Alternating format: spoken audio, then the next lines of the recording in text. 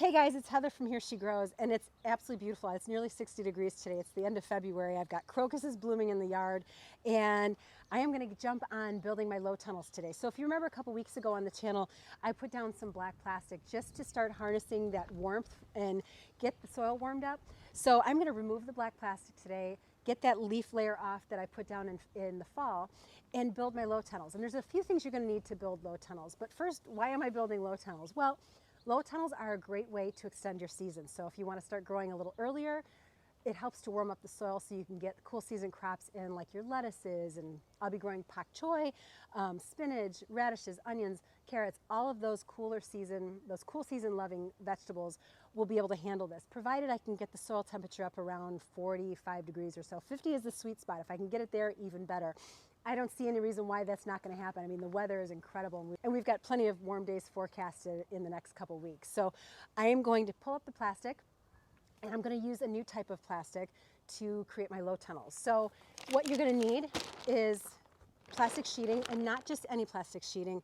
I like to limit how much plastic I use in the garden. So if I'm going to use plastic, it's going to be something that I'm going to be able to use year after year after year for as long as I possibly can.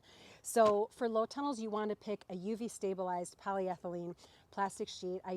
This is a 6mm thick UV stabilized sheeting, which means that it's not going to break down under the sun. So you'll get maybe 4 or more years of use out of this. So start with polyethylene, greenhouse grade, UV stabilized plastic sheeting.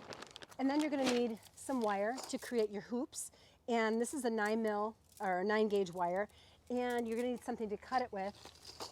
And I tried cutting it with some wire snips. It's just a little too thick. My hands don't have the strength for that. So I grabbed my husband's bolt cutters, and that does the trick. So if you've got bolt cutters or some strong hands that can muscle through this, definitely use that. And then my backyard's really, really windy. And I went over to Home Depot this morning and I picked up some more clips because my clips were used elsewhere. So you're gonna want some spring clips that you can use to lock down your plastic sheeting on your raised bed. And then, last but not least, binder clips. And what the binder clips do, just like go to your office store, Home Depot, Target, wherever you can find them, and this is what you're gonna use to lock the plastic sheeting down along your wire forms. So it just keeps them on there, keeps everything nice and tight and attached. Getting started, I am going to take up this plastic sheeting that I put down. I'm gonna rake up the leaves that went down back in the fall, get that out of there. I'm gonna compost those. And then I'm gonna start building my low tunnels with the wire and the plastic sheeting and all that good stuff. And hopefully I will hit my goal and have warmed the soil up enough, maybe even hit that 50-degree mark in the soil in a couple weeks, hopefully in first week of March, and be able to plant all of my my cool season veg that's currently growing in the basement right now under grow lights. So let's get after it. There's dinner in the yard, out behind the cars. Tonight we're gonna do something different. I will make the things that I know how to make. You will make something more delicious. Well, I've got the leaves cleared from the surface of the bed, and now the hardest part really is just unraveling or unrolling this wire. So my beds are about 4 feet wide. They're just shy of that actually, and I want to make sure that I leave enough on the end of these so there's plenty that I can set into the soil so that it's got an anchor, and then enough over the top so that my crops, I'm going to have broccoli in here too. So I want to make sure that I've got enough wiggle room for everything to expand and grow, but I don't need it so high that, I mean, things are not going to get that huge in here. So I'm just going to start eyeballing it and probably do 1, 2, 3 supports all the way across. Oh.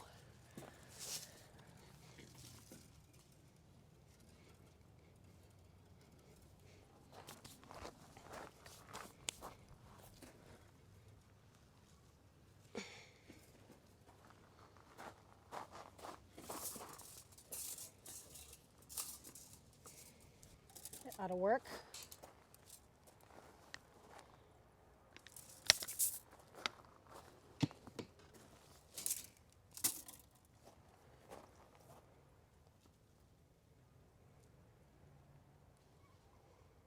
You know what? I'm going to move this down a little bit only because I've got some chives coming up here and I really don't need to put those in there because I don't want to cook my chives. So we're going to move this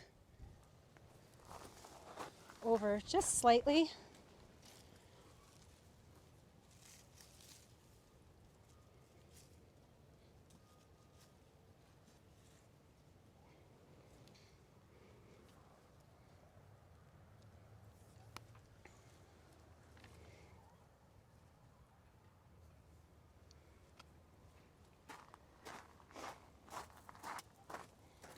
And the hardest part, it's a little windy today, so the toughest part is going to be getting that plastic sheeting over it without it blowing all over the place. But we'll get these wire hoops in place first, and then we'll deal with that.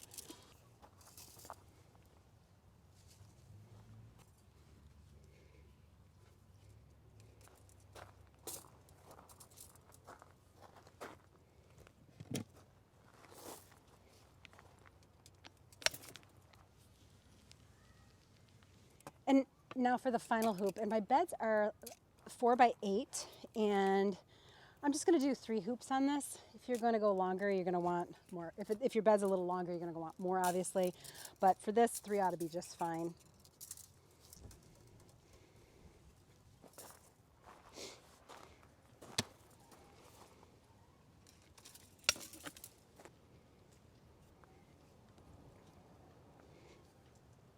So this last part is going to be a little tricky because it's windy and I'm going to have to cut the plastic sheeting down a little bit too.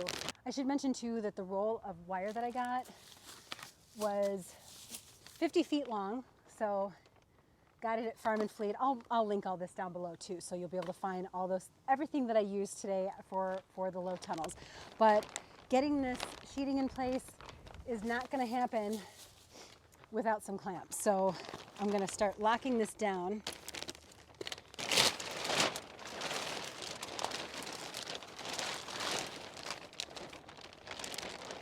See what I mean?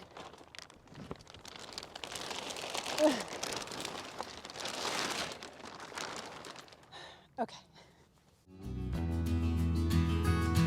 A sweet potato pie, no flimsy paper plate. Baby, I don't think it gets much better. There isn't much to keep. We lay down and fall asleep till the morning comes around to find love. I still keep with me these little memories. The ones that stick around are the most bittersweet. I know it's getting late. The night is full of such mistakes. I was hoping that you might want to talk to me.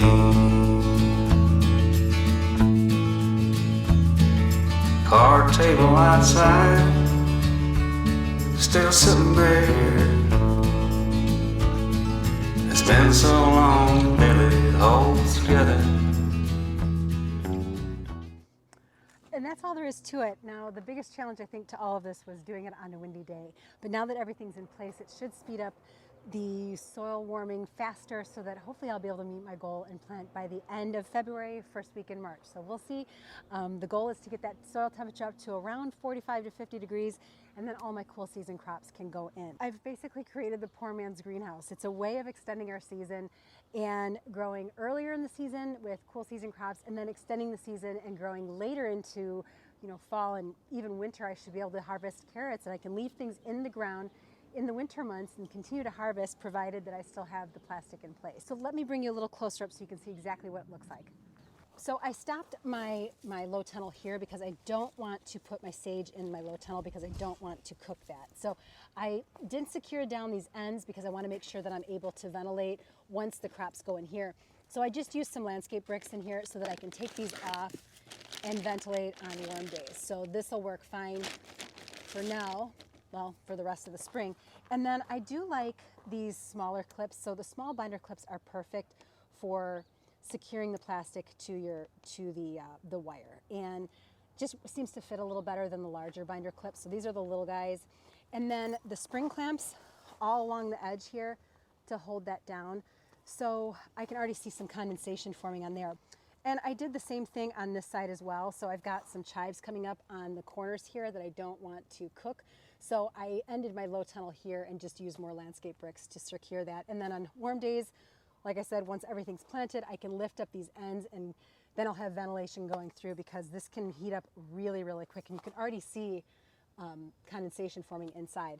Speaking of which, let me show you this one. I built this low tunnel yesterday. This is one of my Vigo beds, and this is where all of my lettuces are going to go this spring and summer, because this is a shadier spot in the garden, so I'll be able to grow my summer lettuces there as well. But you can see here, look at all the condensation forming on this, and I imagine it's quite warm in there right now. So I am just going to let this keep cooking the soil and let this warm up, and hopefully I'll be able to plant really soon. So those are my low tunnels, guys, and I'm really excited about starting earlier this year. What's not to like about starting your garden sooner than later? So in these beds will go my cool season crops that are growing in the basement. I've got several different types of lettuces, and my lettuces, most of them are going to go in here. I'll have a few of my romaines going in here, and then I've got broccoli. I'll be sowing some Easter egg radishes.